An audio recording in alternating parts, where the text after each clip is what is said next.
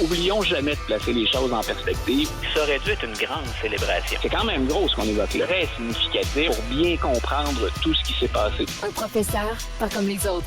Luc Laliberté. Oh boy, Luc Laliberté est avec nous pour parler de ce qui se passe aux États-Unis, bien sûr, avec cette inculpation de Donald Trump. Luc, bonjour. Ouais. Oui, bonjour, ça va bien? Oui, aux États-Unis, de quoi ça a l'air ce matin?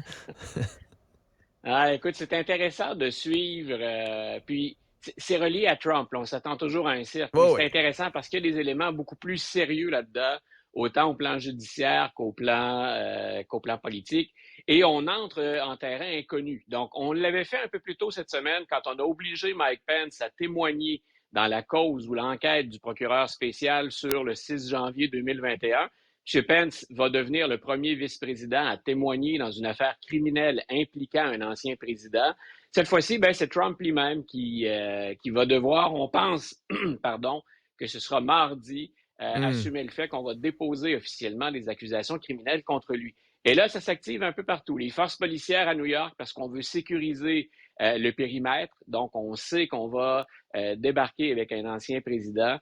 Puis en même temps, l'équipe d'avocats de Trump et les politiciens du Parti républicain, ceux qui pensent affronter ou qui affrontent actuellement Donald Trump, là, on est comme un peu débalancé au prix de course.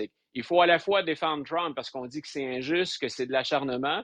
De l'autre côté, on tente de s'en démarquer puis de passer à autre chose. Donc, pour tout ce monde-là, c'est assez spécial ce matin aux États-Unis. Je veux revenir sur l'aspect politico-juridique, parce que les républicains, ils critiquent beaucoup le fait que le procureur, c'est un démocrate de l'État de New York. À quel point ils ont un peu raison là-dedans, de se dire il y a peut-être de la politique là-dedans. Là. OK. Ils auraient raison si ça se limitait, si M. Bragg était allé de l'avant, Alvin Bragg, qui est le procureur de Manhattan, si M. Bragg y va sans consulter personne d'autre, c'est son équipe, c'est son enquête, on peut toujours dire ou laisser planer, au-delà de la réputation puis du travail précédent d'Alvin Bragg, qui est un bon procureur, qui est formé, qui est solide, on pourrait dire c'est un démocrate contre un républicain. On peut toujours jouer cette carte-là. Les partisans de M. Trump vont la jouer, mais le fait qu'Alvin Bragg ait soumis son dossier et ses preuves à un grand jury, ça vient lui ça, c'est permettre apolitique, de dire... là. Voilà, on ne sait pas s'ils sont républicains, démocrates, pour qui ils ont voté aux dernières élections. Ce sont des citoyens américains. Tu remarqueras d'ailleurs, puis nos auditeurs aussi, qu'on le fait en Georgie. On le fait avec certains aspects de l'enquête, des deux enquêtes que mène le ministère de la Justice aux États-Unis, donc qui relève de Merrick Garland. On s'en va vers des grands jurys pour dire on est bien conscient qu'il y a cette carte politique. Maintenant, écoute, le grand jury qui s'est réuni a dit il faut l'accuser. Et là, Alvin Bragg a fait ni une ni deux. On a contacté les avocats de M. Trump qui, eux, ont dit, parce qu'on voulait le faire aujourd'hui, l'accuser, les avocats ont négocié, reportons ça à la semaine prochaine, et ce que les avocats de M. Trump ont dit, c'est on s'attend maintenant à ce que ce soit mardi prochain. Mais c'est du jamais vu dans l'histoire américaine.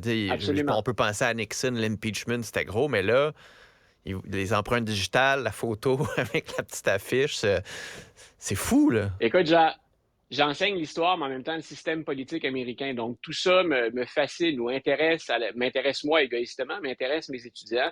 Et hier, je faisais le tour de toutes les situations avec mes étudiants dans lesquelles d'anciens présidents ou des membres des anciennes administrations, écoute, je suis remonté au 19e siècle. On est vraiment en terrain inédit. Donc, on entre dans l'histoire, peut-être pas comme on souhaitait le faire, mais en même temps, ce que ça nous donne comme information, puis des choses que je ne pourrais pas valider ce matin, c'est il se passe quoi à partir de maintenant? C'est ça. M. Trump, on est sûr qu'on va prendre sa photo, ce qu'on appelle la fameuse mugshot.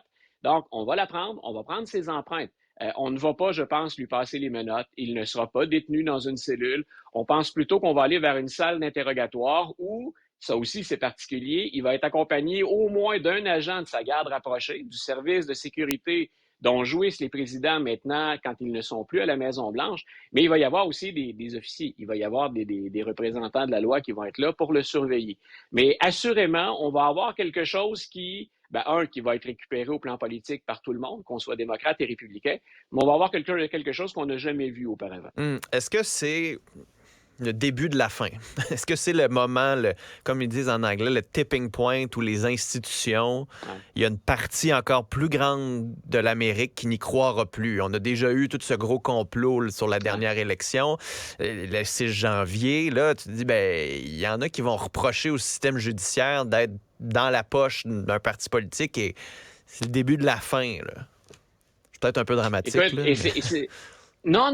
Je pense que tu le formules très bien. Je pense que c'est le début de la fin pour Trump, mais c'est peut-être le début de la fin de l'intégrité des institutions. On joue gros au-delà de M. Trump, dont, personnellement, je me fiche totalement. Ce que je surveille depuis le début, c'est que permet-on à l'intérieur du système et jusqu'où peut-on se permettre de laisser aller quelqu'un comme Trump? Il s'appellerait Sanders ou Biden, je dirais la même chose. C'est drôlement intéressant et c'est drôlement important ce qui se joue. Pour M. Trump, moi, je pense que c'est la première d'au moins 2 accusations. Je serais le premier étonné si dans l'histoire en Georgie, on ne déposait pas d'accusation, tellement ça semble flagrant. Puis ensuite, il y a 2 enquêtes du ministère de la Justice menées par Garland, mais le procureur spécial Jack Smith, qu'a-t-il fait des très, très nombreux documents secrets, puis lui-même, il est allé de déclarations qui font peur dans ce dossier-là. Va-t-on le lier enfin à l'assaut du 6 janvier 2021 pour lequel, il faut le rappeler, il y a eu plus de 1000 arrestations, 500 jugements de culpabilité et il y en aura peut-être d'autres, 7 jugements qui disaient qu'il y a eu un complot séditieux. Qu'un président soit même lié à ça, ça devrait être assez troublant.